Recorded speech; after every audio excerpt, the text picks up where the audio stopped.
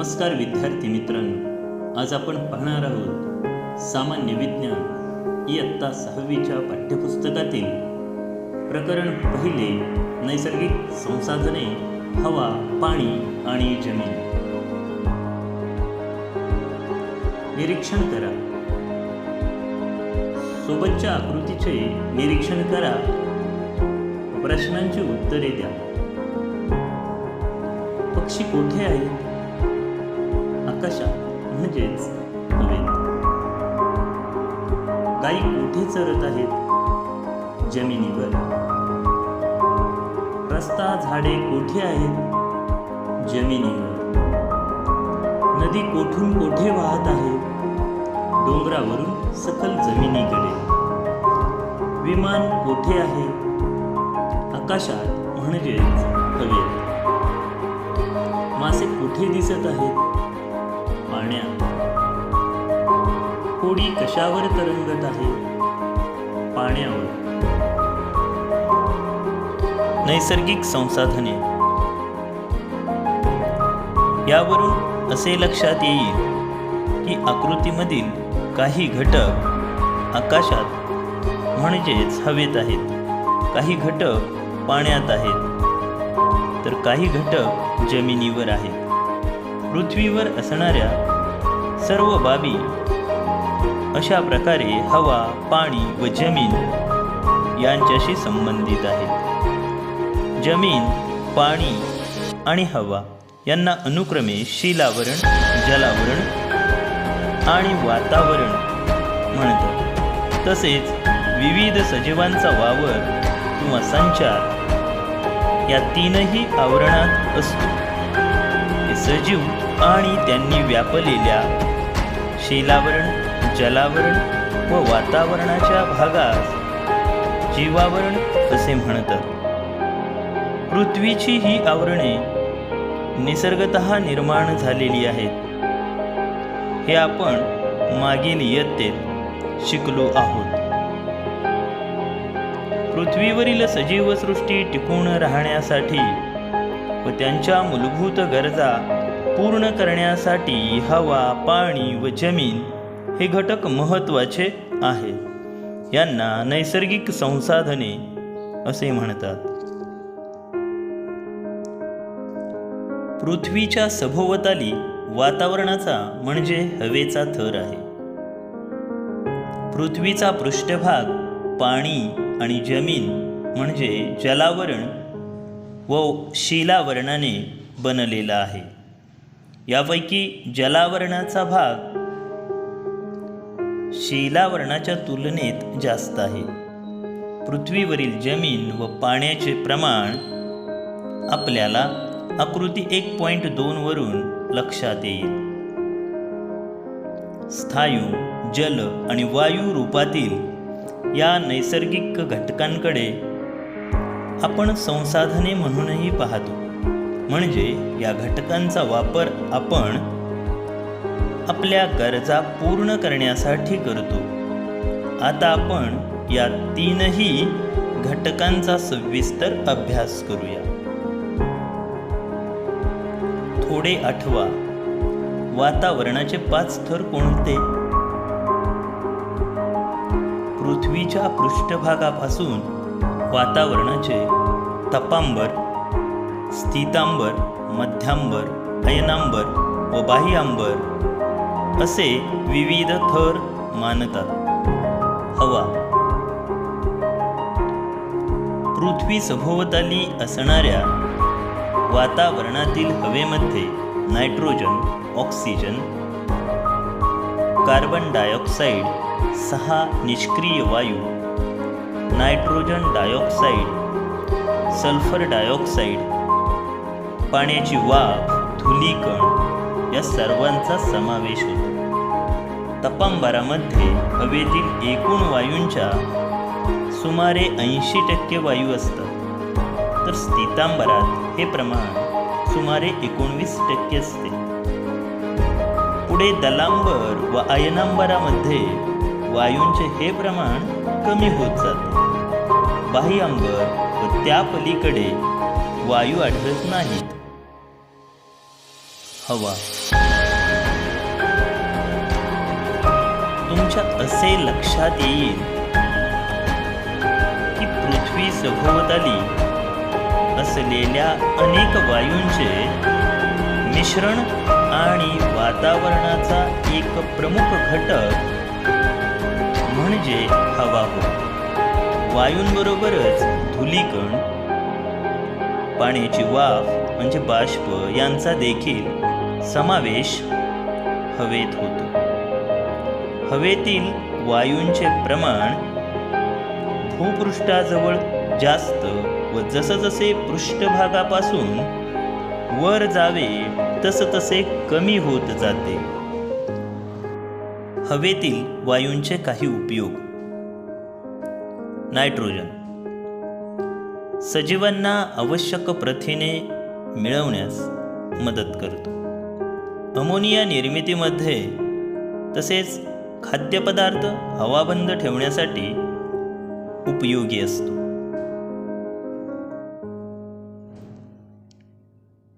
Oxygen सजीवांना श्वसनासाठी, ज्वलनासाठी उपयोगी आहे. कार्बन डायऑक्साईड वनस्पती अन्न तयार करण्यासाठी वापरतात. अग्निशामक नळकंड्यांमध्ये वापरतात.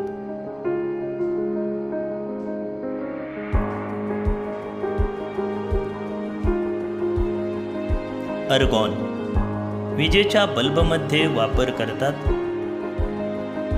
हेलियम कमी तापमान मिळवण्यासाठी तसेच विना पंख्याच्या इंजिनावर चालणाऱ्या विमानांमध्ये वापरण्यात येतो. निऑन जाहिरातींसाठीच्या रस्त्यांवरच्या दिव्यात वापर केला जातो. क्रिप्टॉन फ्लोरोसेंट पाईपमध्ये वापर होतो. झेनॉन फ्लॅश फोटोग्राफीमध्ये उपयोग होतो. हे नेहमी लक्षात ठेवा. हवेतील विविध वायू आणि इतर घटक यांच्या समतोलामुळे पृथ्वीवरील जीवसृष्टी टिकून आहे. जीवनासाठी आवश्यक सूर्यप्रकाश आणि उष्णता पृथ्वीपर्यंत पोहोचवण्यासाठी तसेच अन्य घातक घटकांना थांबवण्यासाठी वातावरण ही अत्यंत महत्त्वाची गाळणी आहे. धुके, ढग, हिम व पाऊस यांची निर्मिती वातावरणामुळे शक्य होते. हवा प्रदूषण वरील सर्व चित्रात धुराचे उत्सर्जन विविध माध्यमातून होताना दिसत आहे. हा धूर थेट वातावरणातील हवेत मिसळतो.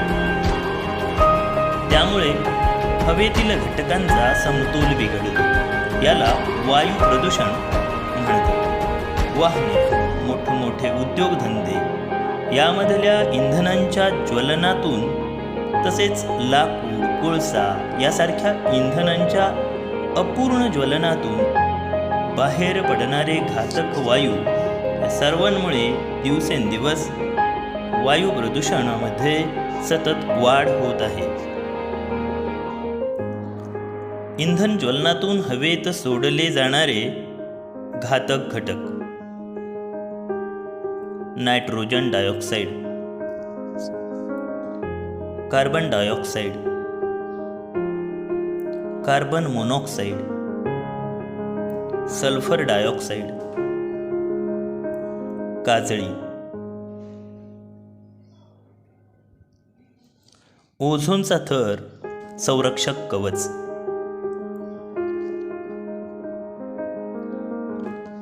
वातावरणाच्या स्थितांबर या थराच्या खालच्या भागात ओझोन O3 वायूचा थर आढळतो. ओझोन वायूचा सजीवांना जगण्यासाठी प्रत्यक्ष उपयोग नसला तरी खूप उंचीवर पृथ्वीभोवती ओझोनचा थर असणे सजीवांसाठी फार महत्त्वाचे आहे. सूर्यापासून येणारी अतिनील किरणे सजीवांसाठी हानिकारक असतात. ही किरणे ओझोन वायू शोषून घेतो. त्यामुळे पृथ्वीवरील सजीवांचे रक्षण होते.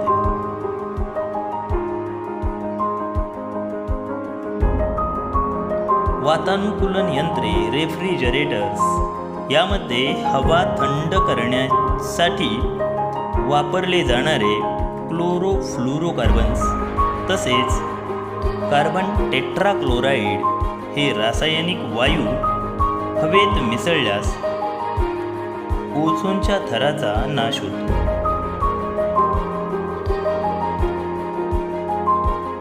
ओझोनचे महत्त्व सर्वांच्या लक्षात यावे यासाठी 16 सप्टेंबर हा दिवस जगभर ओझोन संरक्षण दिन म्हणून मानला जातो. माहीत आहे का तुम्हाला, मुंबई, पुणे, नागपूर यासारख्या महानगरांमध्ये रहदारीच्या ठिकाणी हवेमध्ये असणाऱ्या विविध घटकांचे प्रमाण दाखवण्यासाठी विशिष्ट प्रकारचे फलक लावलेले आहेत. फलकांमुळे त्या ठिकाणच्या हवेतील घातक घटकांचे प्रमाण समजते. पाणी करून पहा. सकाळी उठल्यापासून ते रात्री झोपेपर्यंत तुमच्या घरात पाण्याचा वापर कोणकोणत्या कामांसाठी व किती होतो ते पहा. त्याची नोंद सोबतच्या तक्त्यात करा. याबाबत वर्गात चर्चा करा. एकूण वापरलेल्या पाण्याला घरातील व्यक्तींच्या संख्येने भागा. यावरून तुम्हाला प्रत्येक व्यक्तीला वापरासाठी किती पाणी लागेल ते कळेल. पाण्याच्या वापराची कारणे. पाण्याचा वापर लिटरमध्ये अंदाज. 4 व्यक्तींचं कुटुंब गृहीत धरून पाण्याचा वापर अंदाजे किती होतो ते आपण पाहू. अंघोळ 80 लिटर, दात घासणे 4 लिटर, कपडे भांडी धुणे 120 लिटर, फरशी पुसणे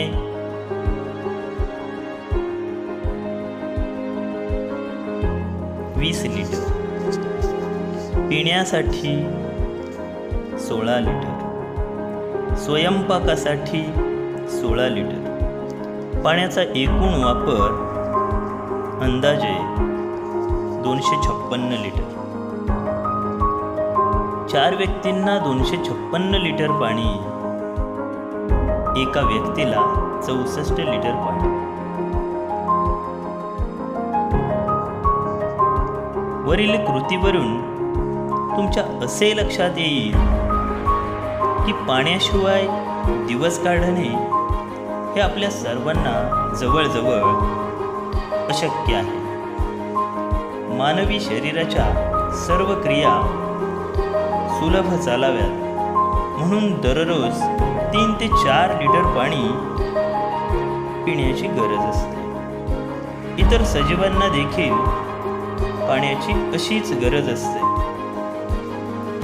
त्यांच्या शरीराच्या आकारमानानुसार हे प्रमाण कमी जास्त असते. यावरूनच आपल्याला पाण्याचे महत्त्व लक्षात येते. हायड्रोजन वायूचे हवेत ज्वलन झाल्यास तो ऑक्सिजनशी संयुक्त होतो. या संयोगातून पाण्याची निर्मिती होते. पाण्याची काही वैशिष्ट्ये आपण मागील इयत्तांमध्ये शिकलो आहोत.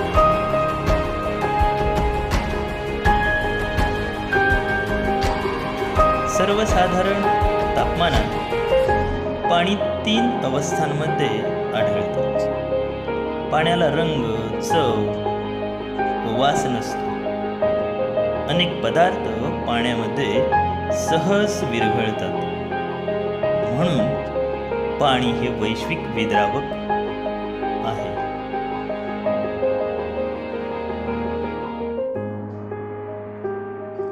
प्राण्यांमधील रक्त, वनस्पतींमधील रसद्रव्ये यामध्ये देखील पाण्याचे प्रमाण सर्वाधिक असते.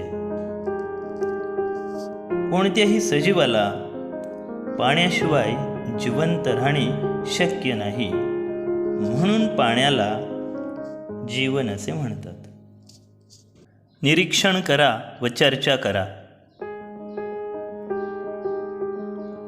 आकृती 1.5 पृथ्वीवरील पाण्याचे वितरण. पृथ्वीवरील उपलब्ध पाणी शेकडा प्रमाण. समुद्र महासागर 97%, 2.7% बर्फस्वरूप भूगर्भातील व इतर पाणी. पिण्यासाठी उपलब्ध पाणी गोडे पाणी 0.3%.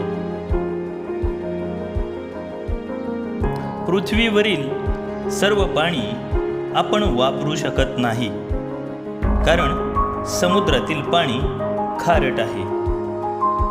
काही पाणी गोठलेल्या अवस्थेत आहे. अत्यल्प पाणी पिण्यासाठी उपलब्ध आहे, तरी देखील ते सर्व सजीवांना पुरेसे आहे.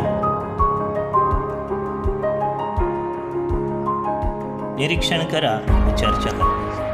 पाण्याचा वापर कोणकोणत्या कारणांसाठी केला जात आहे?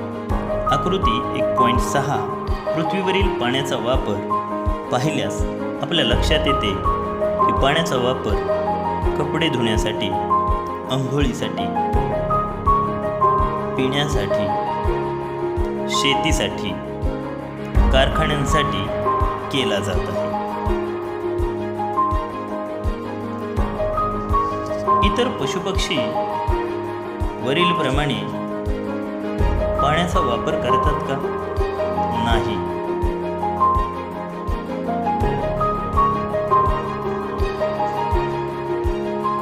आपण मोठ्या प्रमाणावर पाण्याचा वापर करतो. पृथ्वीवरील पाण्याचे नियमन जलचक्राद्वारे होते. हे आपण शिकलो. जलचक्राला बाष्प पुरवण्याचे मोठे काम महासागराकडून होत असते. त्यापासून पाऊस पडून जमिनीवर गोड्या पाण्याचे स्रोत निर्माण होते. पाणी मिळण्यासाठी ओढे, नदी, छोटी तळी, झरे, सरोवरे हे जमिनीवरील नैसर्गिक स्रोत आपण वापरतोच. त्याशिवाय मानव कूपनलिका, विहिरी खोदून भूगर्भातील पाण्याचा उपसा करत असतो. यासोबतच मानवाने नद्यांवर बंधारे, लहान मोठी धरणेही बांधली आहेत. वाढती लोकसंख्या, उद्योग, शेती यासाठी पाण्याचा अनिर्बंध वापर होत असल्यामुळे आता हे पाणी कमी पडू लागले आहे. यामुळेच पाणी टंचाई ही गंभीर समस्या निर्माण झाली आहे.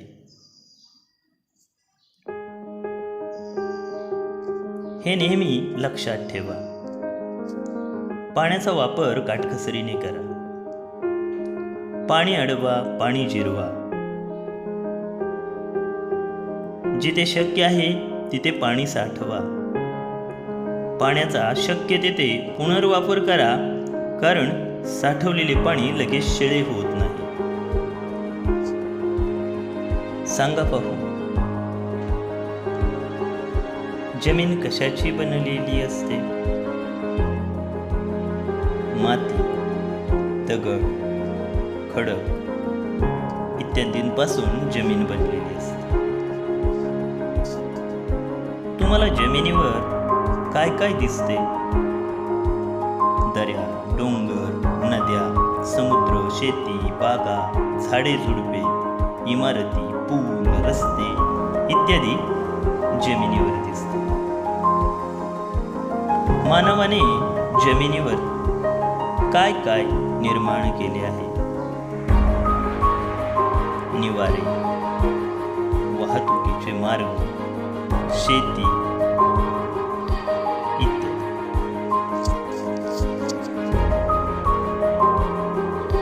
सांगा पाहू,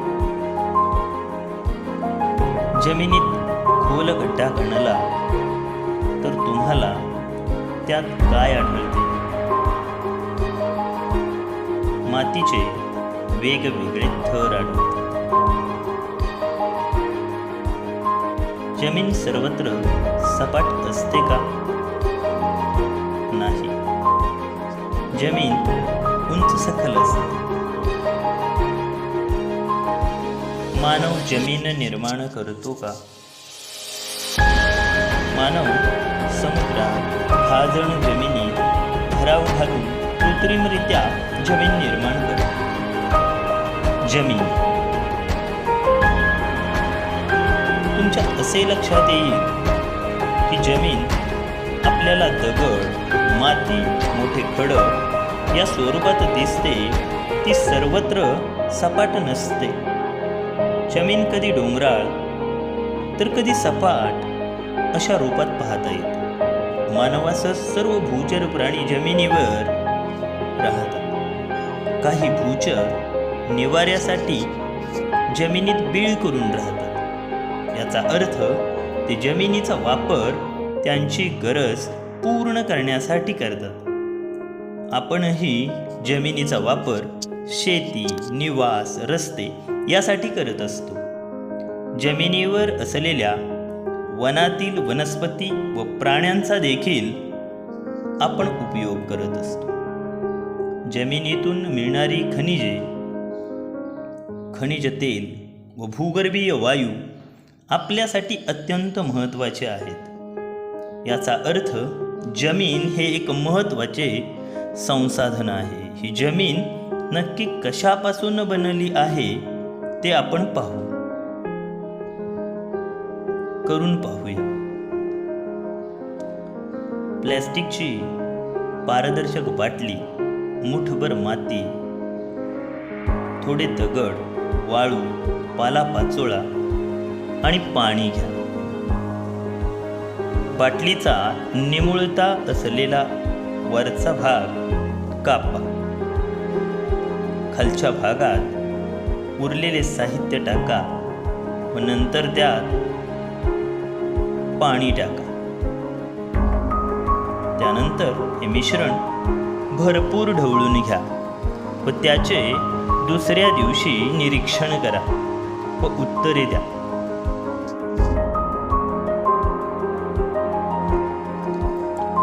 बाटलीतील मिश्रण कसे दिसते आहे?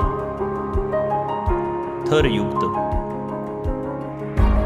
त्यात थर आढळतात काय? होय. वरपासून खालपर्यंत या थरांमध्ये काय काय दिसत आहे? पालापाचोळा, माती, वाळू, बारीक दगड, मोठे दगड.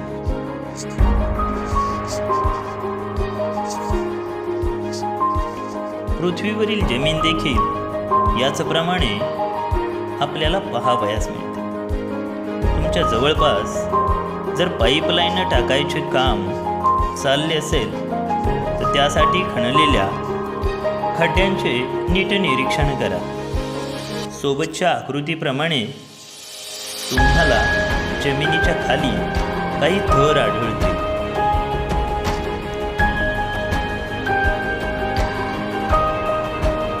आकृती 1.8 जमिनीचे थर. परिपक्व मृदा असलेल्या जमिनीत सर्वात वरचा थर हा वनस्पती व प्राण्यांच्या अवशेषांच्या कुजण्याने निर्माण होतो. याला कुथित मृदा म्हणतात. हा थर शक्यतो दाट जंगलामध्ये आढळतो. त्याखालील जमीन वाळू, माती बारीक खडे, कृमी, कीटकांनी युक्त असते. या मातीच्या थराला मृदा म्हणतात. त्याखालील जमिनीत माती व मूळ खडकांचे तुकडे आढळतात. ही मृदा अपरिपक्व असते. त्यापुढे आणखी खाली मातीचे प्रमाण कमी होऊन खडकांचे प्रमाण वाढत जाते. हे थर मूळ खडकांचे असतात. मातीमध्ये आढळणारे मुख्य खनिज हे या खडकांमधून येतात. म्हणूनच प्रदेशनिहाय माती वेगवेगळी असते.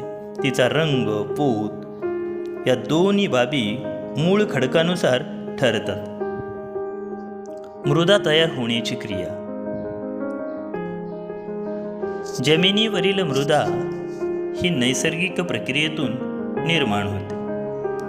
मूळ खडकाच्या अपक्षयातून मृदेसाठी अजैविक घटकांचा पुरवठा होतो.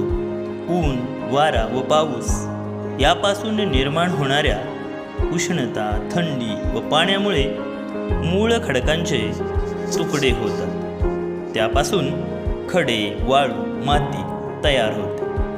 या घटकांमध्ये सूक्ष्मजीव, कृमी, कीटक आढळतात. उंदीर, घुशींसारखे क्रूदंत प्राणीही आढळतात. तसेच जमिनीवरील झाडांची मुळे देखील खडकाच्या अपक्षयास मदत करतात. मृदा निर्मितीची प्रक्रिया मंद गतीने सतत सुरू असते. परिपक्व मृदेचा 2.5 सेंटीमीटरचा थर तयार होण्यासाठी सुमारे 1000 वर्षे लागतात. पूर परिस्थिती, वादळी वारे आणि मानवाच्या खाणकामासारख्या कृतींमुळे मृदा अल्पावधीत नष्ट होऊ लागते. म्हणूनच मृदा संधारण करणे, जमिनीची धूप थांबवणे आवश्यक असते. यासाठी सर्वोत्तम उपाय म्हणजे जमिनीवरील वनस्पतींचे आच्छादन वाढवणे. गवत, झाडे, झुडपे वाढवल्यास जमिनीची धूप कमी होते. माहीत आहे का तुम्हाला, मृत वनस्पती व प्राणी यांचे सूक्ष्मजीवांमार्फत विघटन होऊन म्हणजेच ते कुजून मृदेवर जो थर तयार होतो त्याला उत्थित मृदा, ह्युमस म्हणतात. उत्थित मृदा जमिनीला पोषक घटक पुरवण्याचे काम करते. तसेच मृदेत हवा खेळती ठेवणे, मातीत पाणी धरून ठेवणे या कामी देखील उत्थित मृदा महत्त्वाची आहे. चांगल्या सुपीक मृदेमध्ये वरच्या थरात उत्थित मृदेचे प्रमाण सुमारे 33% ते 50% असते. जरा डोके चालवा. मृदेमधील विविध घटक कोणते, त्यांचे जैविक व अजैविक असे वर्गीकरण करा. जैविक घटक: सूक्ष्मजीव, जीवाणू, आदिजीव, कवक, गांडूळ, शेवाळ, मुंग्यांसारखे कीटक, कृमी, गोम इत्यादी. अजैविक घटक: मातीचे कण, वाळू, दगड, खडक इत्यादी. एकेकाळी पृथ्वीवर घडलेल्या उलथापालथीमुळे जमिनीवरील जंगले भूगर्भात गाढली गेली. त्यानंतर सजीवांच्या मृत अवशेषांपासून जीवाश्म इंधन बनण्याची प्रक्रिया भूगर्भात घडली होती.